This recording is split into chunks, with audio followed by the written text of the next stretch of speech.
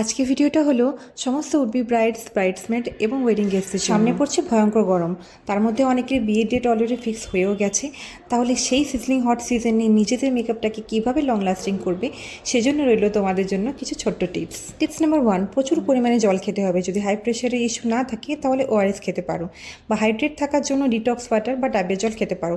এটাতে শরীরটা অনেকটা ঠান্ডা থাকবে। Tips number 2, facial hair remove করতে হবে, কারণ ফেশিয়াল হেয়ার থাকার জন্য স্কিনে এক্সেসিভ ঘাম বা অয়েল প্রডিউস হয়। নাম্বার 3, বেশি টেনশন করা চলবে না, কারণ অতিরিক্ত টেনশনের ফলে বডি অনেক হিট হয় এবং হিট হওয়ার ফলে অনেক বেশি ঘাম বা অয়েল প্রডিউস হয়, যেটা আমাদের মেকআপকে লং লাস্টিং করতে দেয় না। যেখানে বসবে সেখানে এসি না থাকলে কুলার বা ফ্যানের ব্যবস্থা রাখতে হবে। অ্যান্ড লাস্ট প্রো টিপটা হলো একটা ভালো কোম্পানির প্লটিং পেপার পারচেস করে রাখতে হবে।